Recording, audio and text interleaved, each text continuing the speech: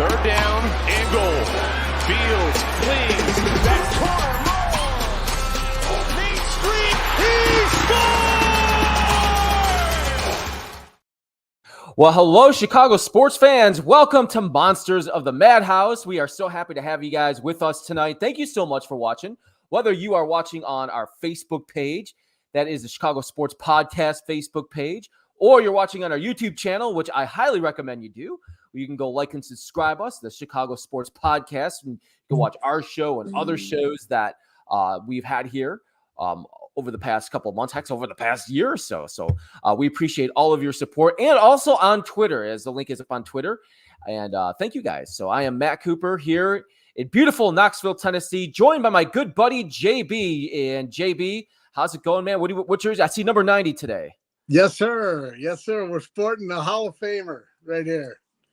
That's awesome, man. It's looking good, man. You looking good tonight. I see you look really refreshed. You look very refreshed from the game on Sunday. Yeah, I caught up on my sleep. You know what's funny about that? Once it went. Now, listen, we're going to talk a little bit about the game here. We got a lot to get to in the show tonight, guys. But once the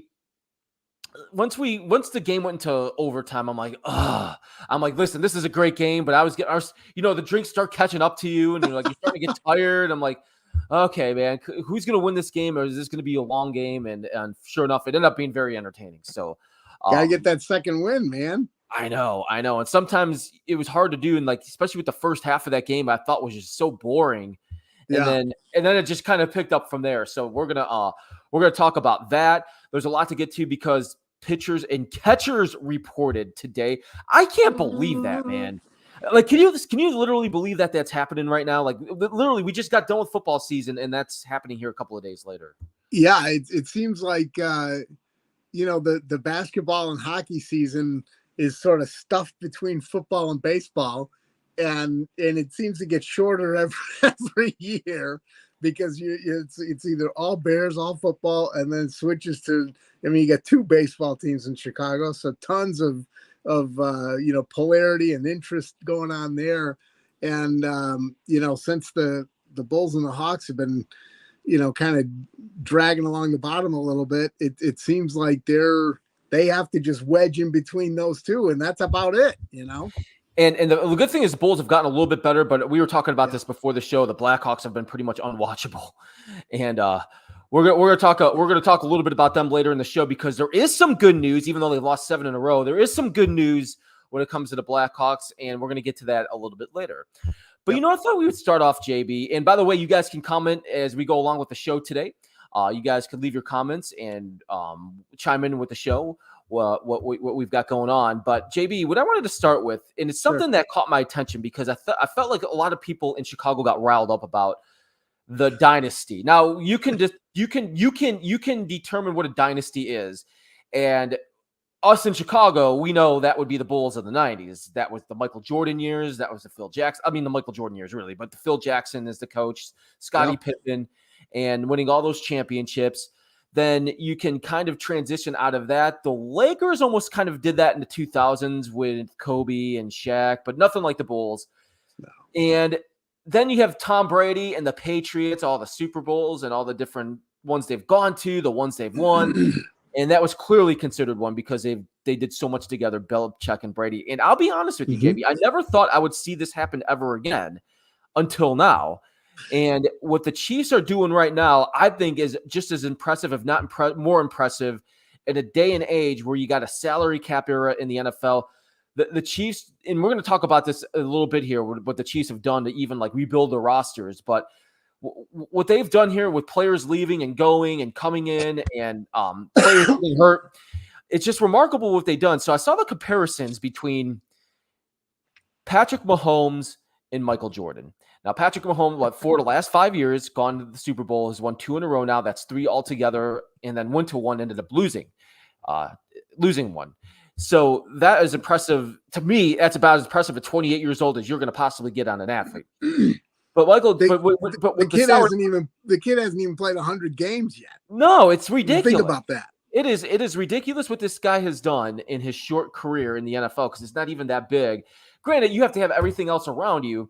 I really think the Chiefs' defense this year was a big reason why they won so many games because they had so many playmakers on their defensive side of the ball, and I think they were really good and balled out all year round. But Patrick Mahomes and Andy Reid together have done has been incredible. So I started seeing some of the stats of people posted between Michael Jordan and Phil Jackson and then comparing them.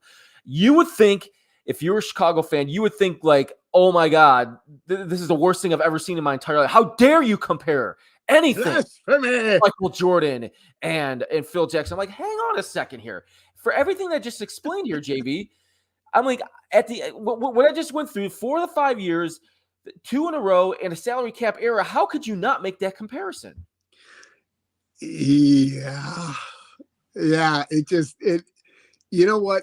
I guess a lot of it, honestly, I think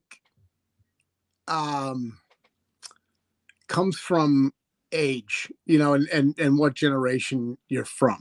If you saw Jordan play, I mean, like, went to the old Chicago Stadium, went to the United Center, and saw this human dominate a league like you won't see again. It doesn't exist. It's an otherworldly phenomenon.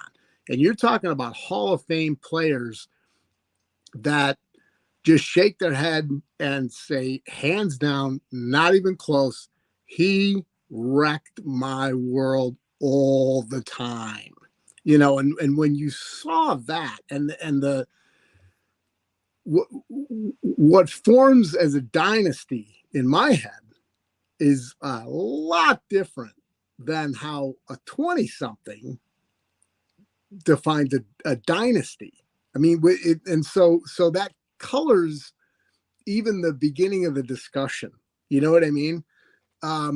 If you want to go to pure numbers, and yes, I mean, 100% Andy Reid and Pat Mahomes and the supporting cast, are creating something amazing, absolutely amazing. Longevity comes into it. League domination comes into it. The Chiefs are a machine. They are a machine. But like we just said, he hasn't even played 100 games yet. Granted, miraculous so far. But RG3 was supposed to be the next thing that was going to sweep through the entire NFL. Michael Vick was supposed to be the thing that was going to sweep through the whole NFL. A guy like Mahomes is one ankle, one knee from being, can you imagine what they could have done? You know what I mean? So it's like, okay, looks amazing so far. Let's see if we can keep it going. Honestly, the kid was a train wreck at Texas Tech. I'm a Baylor Bear. I've watched Big 12. He was a turnover machine, undisciplined, bad footwork, poor form, running around like a chicken with his head cut off. There's a reason he slipped to number 10. There's a reason why Watson and Trubisky were on almost every draft board 1 and 2, with Mahomes number 3, and 8 other teams beside the Bears passed on him, is because he was too much of a wild card. The vision of the Chiefs to grab this guy and the talent that Andy Reid has brought out of him, the discipline, the knowledge of the offense, has been Brett Favre-ish. I would put it there before I would cross over to Michael Jordan and the Bulls, as far as, the whole dynasty thing. 3 Super Bowls in 5 years. Phenomenal. Absolutely phenomenal. You look at the Steelers, obviously a dynasty. You look at the 49ers, obviously with under Montana, and then Steelers under Bradshaw, obviously dynasties. Mahomes gets another one under his belt and gets 4. you have to put him in league with Montana and Bradshaw. Are Montana and Bradshaw ever compared to Jordan and the Bulls? No. Different thing altogether. Two separate three-peats, and complete domination to the point of humiliation of some seriously Hall of Fame laden teams. So I hear what you're saying. I understand the young generation is hungry for that same feeling. They want desperately for there to be a dynasty, for them to have their generation's Tiger Woods. You know what I mean? Is he there yet? Yeah, for this generation, probably. For my generation, that's seen the Cowboys run with Roger Staubach, that's seen the Steelers run with Bradshaw, that's seen the '85 Bears and how they completely crushed everybody's will and made grown men question their life choices. My God, They just sure did. Yeah. So when you've seen decades of this kind of stuff, it's you put the current day stuff in a different perspective. You view it through a different lens. Does that make sense? Yeah, it does make sense. And I agree with what you're saying too. And maybe we jumped the gun a little too much too, because Michael Jordan was the phenomenal athlete, phenomenal player in everything that he did. But I think what reminded me of, kind of for the first time, thinking about when you're thinking of these super teams and these dynasties, when you think back at some of those games and some of those playoff games, like whenever the Bulls would be down, whether it be like 10, 15 or whatever, you knew at some point Michael Jordan was going to find a way to come back and get them that lead. That happened again on Sunday to me and listen, I think the 49ers made a lot of mistakes in that game too. And it sounds like it too, when you start hearing some of the players coming out now a couple of days afterwards saying they were doing things that they probably shouldn't have been doing. Yep. They fired the defensive coordinator today. Steve Wilkes got fired from the 49ers, which I don't think it was all his fault. I think that it was a mixture of some of the stuff that he was doing and some of the things that Shanahan was doing. So I blame the entire coaching staff of the 49ers on that game. Yeah. But I know that Bosa came out and he was, grumbling that they weren't prepared enough for the read option. And he himself got sucked in a little bit. I was a little disappointed in him, quite honestly. You that can he tell didn't suck it up and just take some accountability. And they should. I played out of position. I screwed up. You don't say the coaches didn't prepare us. I thought that was kind of a low rent move. And at the end of the day, it's the players that are the ones that got to go out there and perform, not the coaches. So I think he was I think Steve Wilkes was a lame duck, even though there were certain things that he did in that game that I didn't agree with. But at the end of that game, when the 49ers in overtime and they go down, they kick the field goal, I turned over to my girlfriend and I'm like, the Chiefs are winning this game. It's over. I'm like Patrick Mahomes. He's going to do what Michael Jordan would do. He's going to do what Tom Brady would do. He's going to do what Steph Curry would. Like these are all-time great players that put their teams in positions to come back and win. And sure enough, they drove right down the field, scored that touchdown, and that's it. And you're so right. I had that same feeling when they had to settle for that field goal. And if you watch that last play, watching Ayuk streak across the back of the end zone with nobody in the same zip code. No. And the fact that the pressure was so strong, Purdy couldn't find them. I was like, oh my gosh, this game should be over. This game should be completely over. But I had this exact same feeling. And the two guys that came to mind, Joe Montana, John Elway. Yeah. And to me, that kind of single game, fourth quarter pressure cooker situation where a quarterback with swagger walks out on the field and just takes over and wins it. That single game stuff, that doesn't equate in my book to dynasty, but you're talking about some rarefied air in the comparisons there when you're talking Elway and Montana. And a funny story about that. Montana was driving down, it was either a Super Bowl or a NFC championship game. And it was one of these fourth quarter pressure cooker situations, and he comes on the field and, everybody's nervous. The crowd is freaking out. The moment is just enormous. And here comes Joe Cool, number 16. He kind of did that thing where he adjusts his shoulder pads, and wiggled his face mask a little bit. And he gets in the huddle. He looks around the huddle and he sees everybody's, sphincters are, tightening up. And he starts laughing. He looks up past his lineman out into the crowd, and he kind of muses to himself out loud in the huddle. He goes, "Hey, is that John Candy?" In the middle of this whole thing, and the whole team, like half of them turn around like, wait, what? But it reset everybody, took the pressure off, and his presence in the huddle was like, boys, we're not doing rocket surgery here. We're just playing football. Let's play football. Let's go ahead and win this thing. And I just had that feeling like you were describing when Mahomes went out there and that overtime drive. I'm like, oh my God, he's going to Elway this thing. And you could see it, It even we got a Facebook user down here says Mahomes didn't even seem phased that it was do or die. No, he doesn't, because that's the way he is, and that's because he's been in so many of these type of situations in these type of big games, so he's not even phased at all by it. Like, that's what it does to you when you start winning like that, and you have a coach like Andy Reid that puts that into you and puts all that courage and puts all that confidence. That goes a very long way in this league, and sure enough, there they are, and they're probably going to be the favorites again next year. That's right there. That factor is why last week on the show I picked the Chiefs by 4. I think I did by 3 or 4 too. Yeah. Now, obviously, they don't kick the extra point in overtime. If they did, then there's my 4-point win.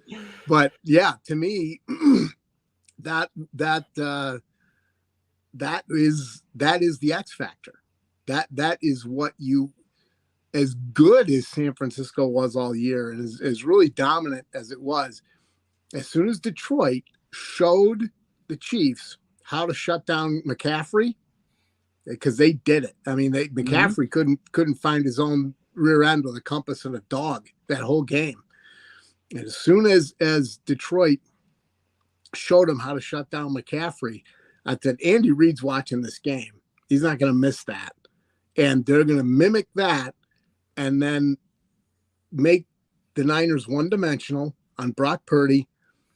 Doesn't have that it factor. He's a good quarterback. He's a very good quarterback. He was good coming out of Iowa State. He was a very good quarterback. And how he slipped to Mr. Irrelevant, I have no idea, because that kid can ball. He can play. But you cannot put a price on that X factor when it's all on the line. And if they kept it close, in my view, the Niners couldn't win it. They couldn't win it because Andy Reid is superior as a head coach, and Mahomes just has that swagger, period. And so to me, that was the difference in the game. And it was. There's a new entry. It was a difference. And speaking of the difference, man, you want to talk about a guy that makes a difference whenever he possesses that, man. When you look at him, he commands that when you see him.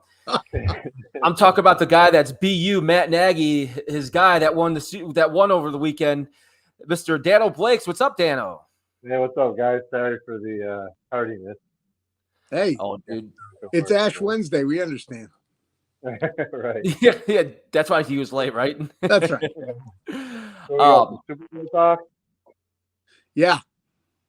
So Dan, we're just kind of going back and forth a little bit. Before we get your opinion, I can tell you over the weekend, a lot of us were having fun with Underdog Fantasy, Chicago sports podcast, Underdog Fantasy. That's our partner. You can put your bid, your bid in right now. You're using the special CSP promo code when you sign up at underdogfantasy.com. You will get 100% deposit match up to $100.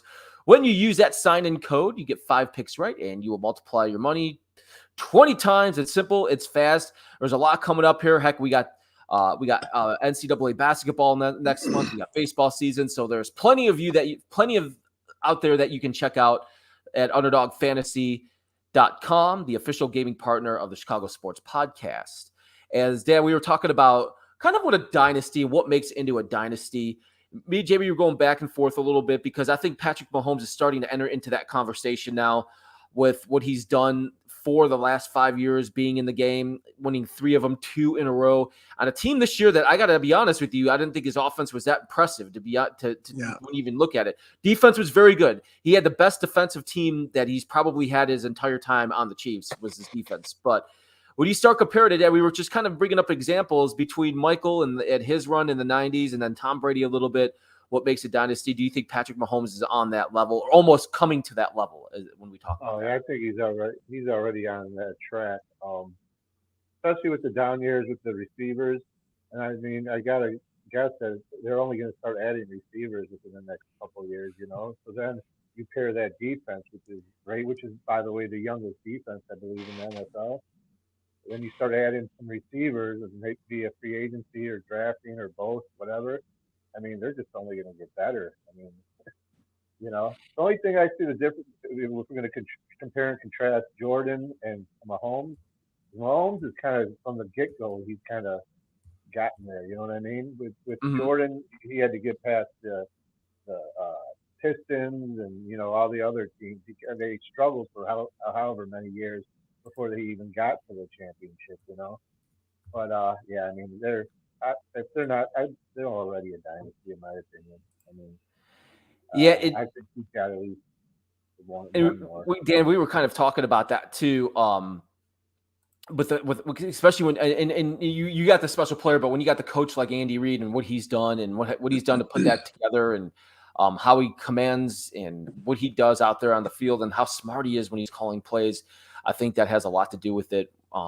With him and Patrick and having that relationship. And don't forget Nagy too. I mean, dude, that's your guy. So we're not going to forget. We're not going to. But talk about it. Yeah. First up, you guys want to talk about somebody. You get ousted from the Bears. It was a bad situation. Like you're working with Mitch Trubisky. Your offense isn't working. And like, you know what? I'm going to go back to Kansas City. I win a couple of Super Bowls. Right. And call up Uncle Andy. Yeah. It's like he's like no, that couldn't have worked out better for somebody than it did for that guy, man. And it seems I'll tell you what though, man. The player, you see the players, they like him. They like him. They respect him. You see them like they're all joking with him like before, like on the field and stuff before the game. And you got to remember, Coop. Winning smears a lot of frosting over a lot of things. It does. Yeah, it does, and it's just funny to look at. Guys, before we move on here, because there's a couple things I want to get to about the game. First off, before we even get to the game, there was a horrible tragedy today in Kansas City with the shooting at the parade, and it's just awful. Like I was right before we logged on here, I was on my Twitter feed looking at some of the photos and videos of what was going on and how people were running and the heroes out there that were tackling the shooters that were running. I'm like, man, that those guys, man, just did something that could have been even worse. So like on a day like today, it's very difficult to even come on here and talk about the Chiefs and what they've done when a bad tragedy is like this. So, from all of us, we think about the families and the victims of that tragedy in Kansas City earlier today, because it's just awful. And more and more is going to start coming out on what happened and why it happened. And it's very difficult to watch. It was a very difficult thing for me to watch on a day like today, where a team like the Chiefs, you could just tell they were having fun and they were celebrating, and rightfully so. And then that has to happen. And it just, man, I heard reports too. Some of the players were consoling some kids and stuff. Like some kids were obviously very shook, and I don't know the exact details, but I remember hearing like some of the players really stepped up and were like consoling kids and stuff. And there's gonna be more, like I said, there's gonna be more coming out. And I know I saw the press conference earlier a couple hours ago, and there's gonna be more coming out. So we just want to take a second to acknowledge that, because it was just a really sad day at the same time as we're talking about this. Hey, Cheryl, thank you very much for the Bulls score there against Cavaliers, a really good Cavaliers team that they're playing right now. So Bulls playing a little bit better. So you guys, when we talk about that, we just talked about Patrick, the dynasty, the Chiefs, and what they can or can't do next year. And I feel like they're going to be right there again. But How Yeah. about the numbers for the game this year? 123 million people watch the game. Now, I feel like they do go up every year because it's become an event. Even if it doesn't even matter if you like sports or not, you're going to a party or you're having a party, like you make your weekend around it. But The Swifties, you can't put us over the edge. ignore the fact that there was a lot of non-football people watching the game this year, whether it was the Swifties and wearing their Swiftie gear, and we talked about it last week of the Swiftie parties. Right. So at the same time, do you think were at? what's that? Is that where you were at? You know, I had that. Dude, you know, I had the sweater on, said 87 Swifties boyfriend. Absolutely. I didn't acknowledge him. I acknowledged Taylor Swift. So, JB, I'm going to start with you. What Taylor Swift has done this year with the NFL and going to the games, and it's obviously brought another popular. It's generated people that have never watched football before to watch football. Do you think that is good for the NFL? Do you think that's good going forward, because there could be other type of celebrities now that would be in the picture, like if they decided to go out with some particular football players? Yeah, I you know what? I think it's great. I think it's there's certain things about the gal that I don't agree with. I don't and I've heard some sellout things of this and that or whatever. I'm not that much into the pop culture scene. I mean, that's not. I actually work, and things like that. So, I mean, there's only so much of yourself you can invest in this kind of thing. I'm a big TMZ fan. Yeah, right. I mean, I couldn't name one of her songs, but I'm sure if I heard a couple of them, I'd be like, oh yeah, I've heard that before, But at the same time, you cannot deny that a huge dominant part of professional sports is entertainment. That's what it is. So if you bring in another entertainer and they bring their fan base and their entourage to a sport and revitalize it, regenerate it, bring it into the conversation in rooms and circles that it never was before, I don't think that's bad. I don't think it takes away. I mean, I've been a football fan since I was born, and it doesn't take away from my appreciation of the game. I look at the game differently maybe than some bubble-headed Swiftie that doesn't know, how. Man, which, okay. but which side of the field to stand on, but it doesn't take away from my enjoyment of the game. If it increases the game's popularity, great. It's entertainment. And I know, Dan, me and you were going back and forth. We were texting that you were excited that Ice Spice was there with Taylor Swift at the game. But in your household, like Dan, I'll ask you, for example, between your family, do they get excited for that, for when Taylor Swift comes on, or is it like not a big deal? Believe it or not, Mia is 16, Mackenzie's 24, my girls. You would think that neither of them are really big Taylor Swift fans. I asked them, so that didn't get them to watch the game, unfortunately. But in my opinion, I don't get any of the backlash that people are having. Anything that grows the game, I mean, why not? You know what I mean? It doesn't matter to me at all whether she's there or not. It doesn't affect my viewing. You know what I mean? And if it gets some guys' wives to, well, that could be a good thing or a bad thing. Get their wives to get involved, or their daughters to get involved and watch the game with them. I mean, they're not. I agree. I'm one of the same too. Like, it doesn't anger me like whatsoever. I think it's actually really good because it gives a broader picture of what goes on for football. And if you think about it too, football in general, like all three of us and a lot of people that watch this show. And first off, we thank all you that are watching the show tonight, whether it's on the Chicago Sports Podcast Facebook page or our YouTube channel, which you could like and subscribe. Thank you guys very much. But all of us, we like to watch it, talk about football, the players and the schemes and stuff like that, kind of like we've done today. But Right. Also at the same time, what I love when I go to football games as well is the tailgates and the atmosphere and the energy that you feel when you go, because that's a party, and you feel that when you go in. And I feel like a lot of people don't experience that, don't watch football or sports in general. But now you're doing it because you like Taylor Swift or you want to go see Taylor Swift, but you're experiencing a lot of that. And I feel like a lot of people at the same time are like, holy crap, this is pretty cool. Like this is pretty fun to go to. Like, why haven't I been doing this before? Yeah. Yeah.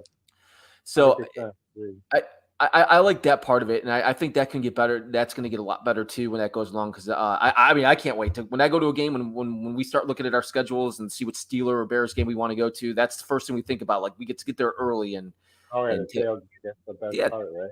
Tailgate and have a good time, man. So well, and your honey is a big Steeler fan. You had said in the past, so the fact that you can get jacked up about NFC, AFC, the fact that you have twice as many games during the season that you're very passionate about and everything, and that the fact that you guys can sit down and watch football together and appreciate it, debate it, and enjoy it, and parse it out to different levels. I mean, that adds a dimension of enjoyment and fun when you can share that with somebody that you love, somebody that you're close to, you know. And so to the extent that, like you say, some guy that's used to sitting there watching the game alone, all of a sudden his two daughters are piled on the sofa with him and they're all watching the game together. Okay, for different reasons and at different levels of understanding. But how do you deny that that's cool? I love that. Any more time with the family is a good thing in my 100%. I agree because all of us are so busy and we're working all the time and it's just hard in general. So, well, I think the whole and you start wrapping things up. I think the whole part of it in general, I think has been great and it's good for the NFL and it'll be interesting to see how it goes going forward too. El Bandito Yankee, hey guys, you can celebrate. Take some shots. I know you were doing it over the week. We were all doing it over the weekend, whether it was beer or shots. But I could tell you what, when you have a shot of this or have a drink of this, you're going to feel great. You're going to feel relaxed because it's an experience like no other. That is Chris Chelios, the NHL Hall of Famer. His El Bandito Yankee, it's smooth, additive-free, 100% blue agave, ultra-premium tequila that has changed the game. And you can check that out at elbanditoyankee.com. So, guys, when we're wrapping up here with football, we're going to get to some baseball here in a little bit because pitchers and catchers reported today. I'm excited. I got my White Sox hat on, ready for 100 losses this year, and we're gonna talk about our great manager. No, we'll hold off. I got some thoughts on the Cubs. Is Ozzie Guillen back? He's still trying to get back, but he's doing as best he can. We're going to talk a little bit about Connor Bedard too, but I also wanted to hit really quickly here because you're going to start hearing a lot of stuff ramping up here over the next couple weeks. Because NFL, everything moves and goes fast, like it really does. Like the game's over with now. Now teams are going to decide who's going to be a free agent, who they're going to release, who they're going to cut.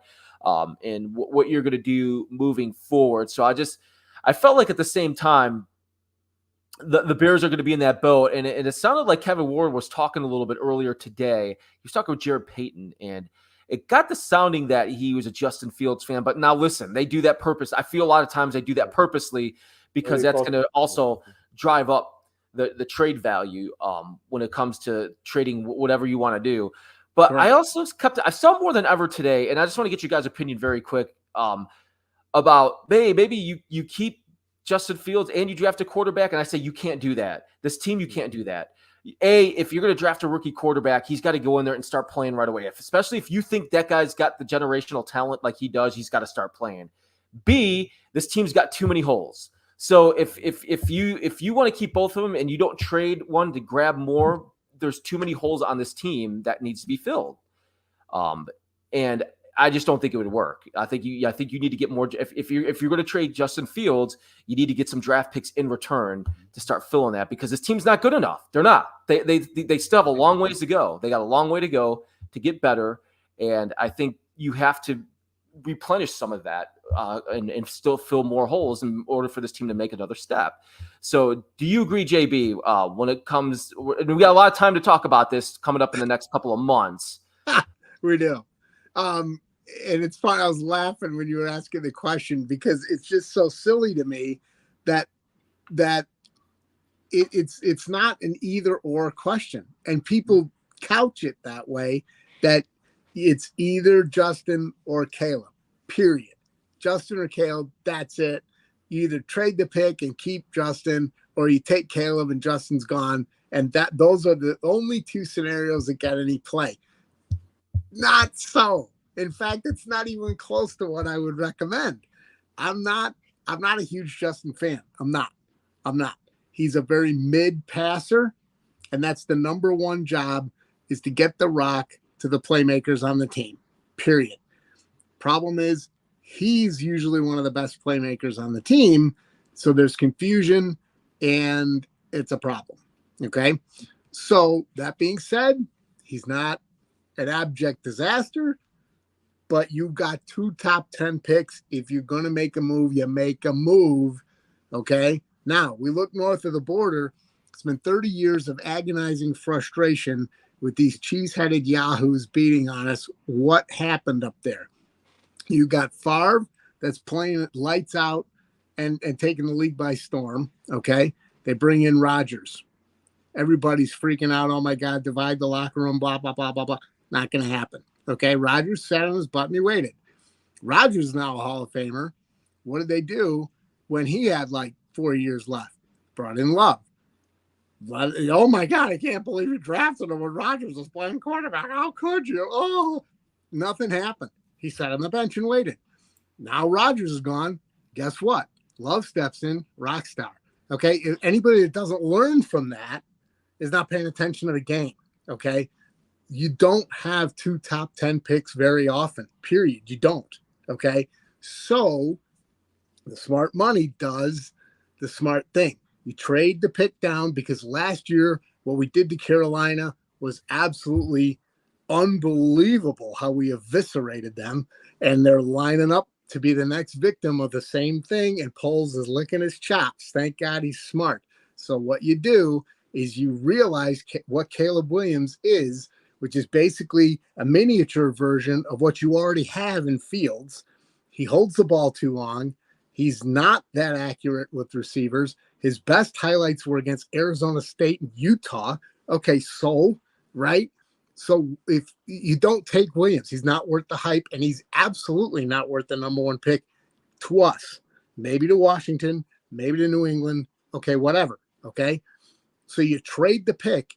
Now you're down. You might even trade the pick twice. You get a huge haul, right? Which means you got extra picks.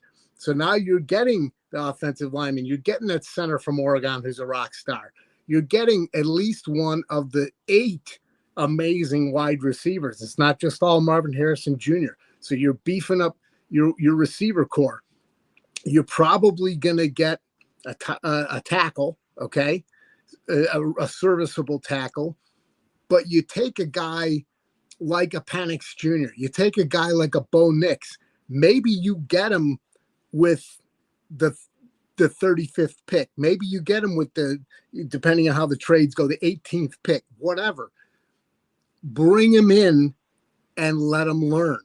Because I got a buddy of mine that I work with who is all about Fields. And I asked him, I said, next year, when you don't have 2 top 10 picks and Fields is a disaster, he flames out, what do you do? And he looked me in the eye. He goes, I have no idea. I don't want to think about it. Well, Poles doesn't have that luxury. He doesn't. So you stack the deck. You take one of those picks that you get when you trade down a couple of spots. You still can take amazing players. You can still fill holes. You can still address need. But one of those needs is you've got to have some bench strength at quarterback, for one, in case Fields gets another owie and can't play. And for 2, if he completely flames out, you're not caught with your pants at your ankles wondering what you're going to do. You got a guy. So to me, absolutely no way on Williams, but you trade down and you still put bench strength at quarterback. Maybe it's Justin, maybe it's not, depending on what trade offers you get for him. Atlanta, New England. These people are desperate for a quarterback. Maybe they want to use their draft capital to get one. Maybe they're so thirsty for Justin, they make Poles an offer he can't refuse. I don't know. But if you take somebody early in the draft, the flexibility is fantastic. So this is where I come down on that. Dan, so here's my theory, by the way, and I like where you're going, JB. I think that teams are going to see what happened to Carolina last year, and they're not going to take that chance like they did last year and see how they got fleeced. I think teams are going to be more. I really think teams are going to be more careful this year if they're going to be trading up and trying to trade up in the draft because they don't want to see what happened like the Carolina situation last year. Because Carolina, that to me last year was one of the worst trades you can ever see. And it go right for the Bears in like every way and wrong in every direction that happened with Carolina. Now, listen, Bryce, it was his first year. He had a terrible offensive line with him. I mean, he was bad. He started like kind of getting it a little bit as the season went on. His offensive line was horrendous. So, I mean, I'm not going to put all that on him. But I thought that was one of the worst trades I've seen in a long time. And I really think, Dan, if you look at it, I think NFL teams are going to be very careful this year when they try to trade up in the draft. Yeah, listen. I look at modern day football, and 99% of the teams that win the Super Bowl, what do they all have? An elite quarterback. Elite. Now I don't know if it's going to be Caleb Williams, if it's going to be Drake May, if it's going to be Jaden Daniels, or it may be none of them. It may be one. It may be one. It may be three of them. But I'm not like you said. Maybe trade down for Penix or somebody like that. I'm not so sure that any of those are going to be an elite quarterback. I think there's a higher probability of Caleb Williams or Drake May doing that. I'd love to get May. I'd love to get Daniels. Those would be my top two.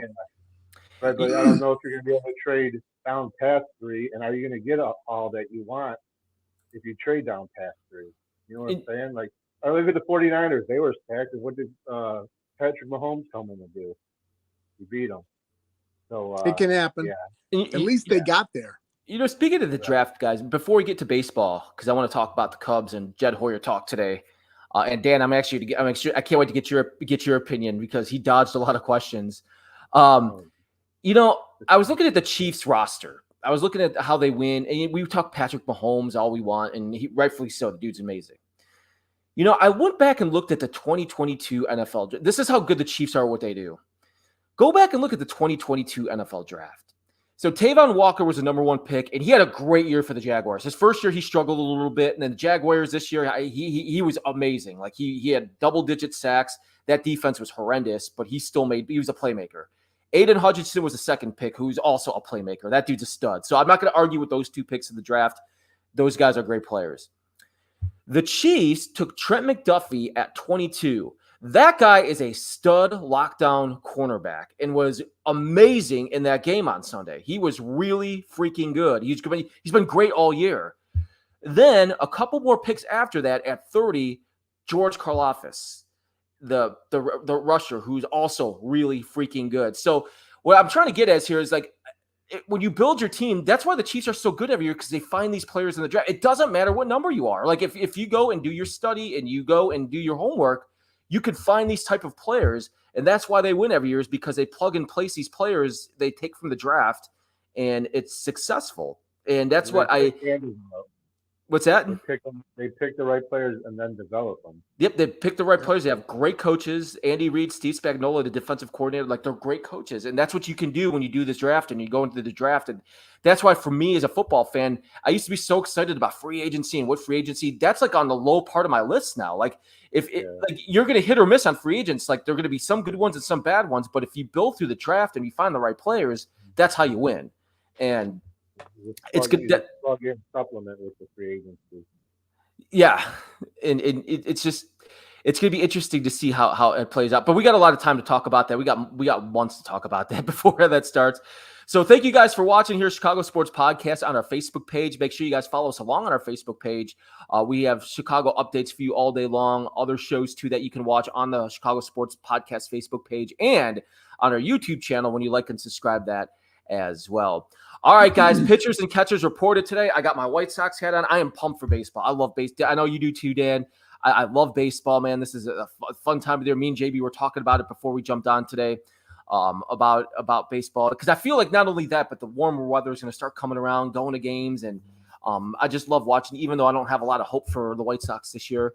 But I was interested. I was watching some of the Jed Hoyer press conference earlier today, Dana, and I was following along Jesse Rogers, who's on Twitter, and he's a very good follow. He's a Chicago baseball beat writer, and I was looking at it, and it sounded like the questions were really towards Bellinger. Like they're trying to really say, hey, have you been talking to Cody Bellinger? Is he coming here?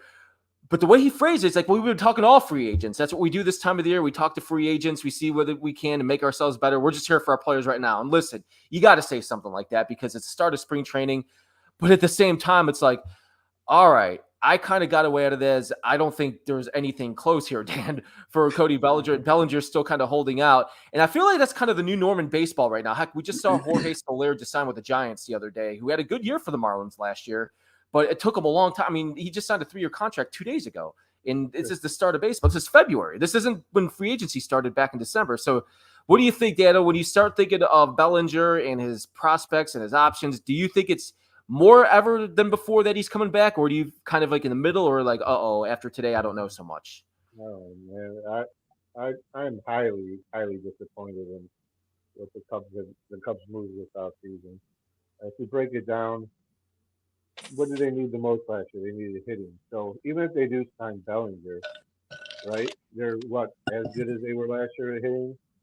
They need to sign Bellinger just to be up to where they were last year. Not they needed Bellinger and another power hitter in my opinion. And this whole, I gotta say, this how free agency has kind of gone the past couple of years. It's bad for baseball. I almost feel like they need to have a signing deadline. Now I don't know with the CBA if they have to deal that or whatever, but I can't stand Scott Boras. I mean, I guess if he's your agent, you love him, but I mean, it's terrible. This offseason has been terrible all around, and I'm just disgusted with the Cubs right now. I really am. It's kind of interesting, Dan and JB too. When I look at the Cubs, because they went out and got the manager, and right after that, you're like, okay, this is it. This is go time. Yeah. And you look and see I still look at the roster. It's a pretty good roster. It's not bad, but when you're putting up against the Dodgers and the Braves and like some of these other powerhouse teams, I'm like, they're not there for me. They're not there with those type of caliber teams. And to what you said, Dan, yeah, you still need another power hitter in that lineup. And listen, I know they got some players coming up in the pipeline, and they're going to have some good ones coming up. But that's not now, though. They're prospects too. I mean, we could say they're going to be good, but who knows? Jed's running this team like they're the Tampa Bay Rays and not the Chicago freaking Cubs. You know what I mean? They're a big market. Start acting like it. I'm really down on it right now. And they can prove me wrong, but until then, a lot of fans are just fine with them contending, and we deserve better than that as fans. Tim Anderson's still out there. You guys know. I'm just kidding. Can we get Frank Thomas? Yeah. JB, Dan made some good points, and he says he's kind of running it like the Tampa Bay Rays, and you're not going out and making that swing for that power hitter or that power bat or that power free agent. And sometimes in baseball, it does make a difference when you go out and find that. Heck, it happened for the Texas Rangers last year. I mean, they went out and got Corey Seager, who's an unbelievable player, and Marcus Semien. Corey Seager, he got the $500 million contract, and it was worth every penny because he was so good last year. But do you find that the Cubs are also missing that piece in that lineup, whether it's in their lineup or their starting pitching staff? Yeah, I mean, you gotta. And Daniel's point was spot on. It usually is. You look at last year, they were good. They were fun to watch. It was a good product. They were playing good baseball. Personally, I think the manager is going to make a huge difference. Craig Counsell's got pedigree. He's got a track record. He can squeeze more out of players than he should be able to. So I'm very encouraged by that. To me, that takes, if the roster didn't change at all, we'd still be 10 games better because of Counsell, I think, maybe 8. Okay, whatever. But the thing is signing Bellinger is going to be exciting. It's going to happen. He's not gotten offers anywhere else.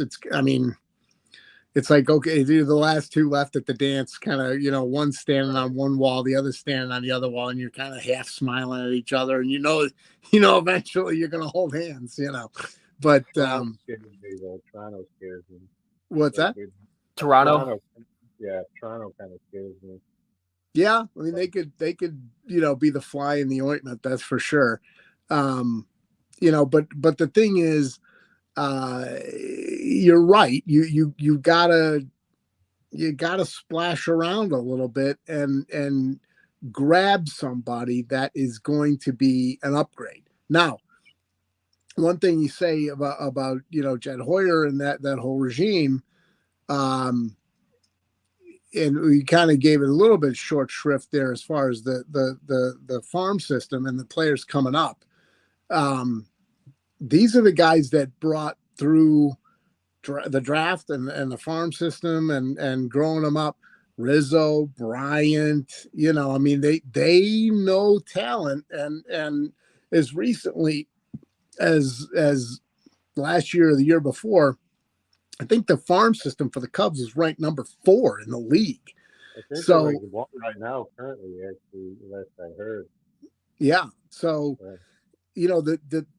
I don't know who's coming up. I mean, I can barely keep track of the teams. You know what I mean? That there's so many humans in baseball. But I'll be very interested to know who's on the horizon coming up through that system. That's going to be the next Bryant. That's going to be the next Rizzo. It's going to be the next sensation that we never saw coming. To me, it's very exciting. And you have that Bryant scenario where you have to go, a certain number of games into the season before you bring them up, because then you have another year of control, and it's all how the CBA is structured and all this kind of stuff. It all factors in. So to me, even after the start of the season, you may see some player moves and some moving up and some promotions and things like that. It could be very, very eye-opening, and just because we're not really having those players on our radar right now, as long as those guys are running the show, I've seen their proclivity to grow a team the right way. And so, if that's the way they want to go with it, to me, it's we talked about the Hawks right now, suffering so badly, especially without Bedard being, and you use the term unwatchable. I don't think the Cubs are that. I think the Cubs are putting a good product on the field. So I don't know what they're biding their time for. I don't know who's coming, but it's intriguing to me. And we're going to have a lot of time to discuss that too over the next couple of weeks when we get into spring training and we get to we start talking about games. We could really start highlighting some of the players that are standing out to us, and that's what spring training is all about. As I get ready to get my Nicky Lopez jersey as my White Sox player. No, I'm just kidding. You got all the winners, man. Yeah. I know we're going to talk more. And like I said, guys, next week we're going to really dive into baseball, but I'm not going to sit here and really hate, because I think actually as far as the White Sox go, I think Chris Getz has actually done a pretty decent job of cleaning out some stuff that should have been gone a long time ago. And he's kind of in a really tough situation and just trying to do things to bring things that's correct. So we're going to bring it into that. We're going to break more into the Cubs, talk more about their roster, the divisions, who teams that we think are going to be right there with them or that can be competitive with them. That's why I love this time of the year. And that's why we got our platform here, guys, on the Chicago Sports Podcast. Monsters at the Madhouse. Thank you all for chiming in. Brandon, our man, the guy that runs everything here, giving us score updates here with the Bulls. Cheryl, thank you very much for putting that on there. Brandon, actually, he called me earlier today. He says, could you guys just please talk about Odell Beckham Jr. and Kim Kardashian hugging each other and the rumors and stuff? I'm like, no, man, we can't do that type of stuff on this show. So we would never stoop to that. I had to convince him, say, no, man, we can't be talking about that. We're going to talk about Taylor Swift instead. That's right. Totally different. So thank you guys for watching tonight. Also want to thank some of our awesome sponsors of our show, which includes TC's World of Wonders, We were just talking about jersey. I was just talking about my Nicky Lopez jersey. Heck, I haven't picked it up yet. I got to pick it up at TC World of Wonders. So that or Paul DeYoung. What do you think, Dan? That or Paul DeYoung? Yeah. See, I'm an old school purist. If I'm gonna walk around on a Sox jersey, it's gonna be Jim Tomey. He's my guy. I'll go. Mine will be Paul Konerko probably. Yeah, Konerko's good people too. You know. Minnie Minoso. There you go. Talk about way back, huh? There you go. So yeah, guys, check out TC's World of Wonders, especially with baseball season coming up. You need to get your jersey, get it all ready. They'll take care of you at tcworldofwonders.com. Budget Cars, and you can trust them. They've been around a long time. Family-owned, 3 generations of family and friends serving Chicagoland and Northwest Indiana since 1972. Budget Cars, that's 219-874-5180 or 219-873-3988. Serendipity Ice Cream, who's been with us forever, and they're in Northwest Indiana. You guys can check them out. They got delicious ice cream, and take your family out there. I know Brandon does that. I know Cleet has done that before too. So you guys can check them out. Tomorrow night, you guys can check out Pinky. Pinky will be back tomorrow night talking about the Bears, talking about the draft. You know, when you talk about the Bears, that dude is die hard, man. So he and his buddies are going to be on tomorrow night. Check their show out as they break down the draft and things to come here for the Chicago Bears. Returning tomorrow night on this platform, the Chicago Sports Podcast, Monsters of the Madhouse, and on our YouTube channel, which you guys could like and subscribe. Not only do that now, but you can check out some of the other shows that we've had leading up to ours tonight. And you guys could always watch our feed. Our people on our team are just awesome. We got Cleet Campbell, who writes a lot of the articles that you'll see popping up on there. He did a lot of great stuff about the Bulls here recently, trade deadline stuff. I know he's a diehard baseball fan. And you know he's going to be putting stuff up here coming up with baseball season, so keep up for that. And of course, Brandon Trax Hyatt, our guy that runs everything here for Monsters of the Madhouse. We can't thank him enough too for having us on and everybody else on the show. Thank you guys for commenting and following us along tonight. Cheryl, Facebook user, whoever you are, thank you very much. We appreciate you coming on. Whoever the Facebook users are, we appreciate that. And Brandon, everybody commenting in the comments tonight. And then, of course, you guys, man. First off, Dan, it's good to see you, man. Thanks, man. It's good to be here, as usual. Always good to see you. We'll break down Cody Bellinger's Toronto Blue Jays signing next week. And I'm sorry, Cubs signing. I got that mixed up. All the crying, the wailing. He's gonna be him, Guerrero, man. That's gonna be a hell of a lineup, man. Bichette. So we'll break that down, and then JB, man, it's good to see you. You in number 90 today. I always know I could have to depend on a Bears jersey with you, man. Yes, sir. Yes, sir.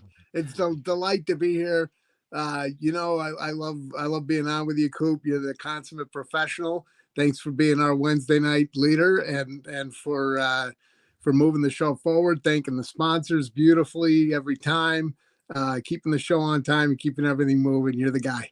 Oh, it's my pleasure, man. I appreciate that, JB. Thank you very much, man. 100%. I can't do it without you guys, man. So I appreciate you guys and everything that you do on the show and everybody else that's on the show too. So thank you all so much. And then, next Wednesday, hope you guys can come back, join us as we're going to break down. We're going to start really breaking down spring training a little bit more, White Sox, Cubs, talk about everything on our teams, our favorite Chicago baseball team. So we appreciate that. So make sure you guys like and subscribe our YouTube channel. And until then, we will talk to you guys later. Thank you.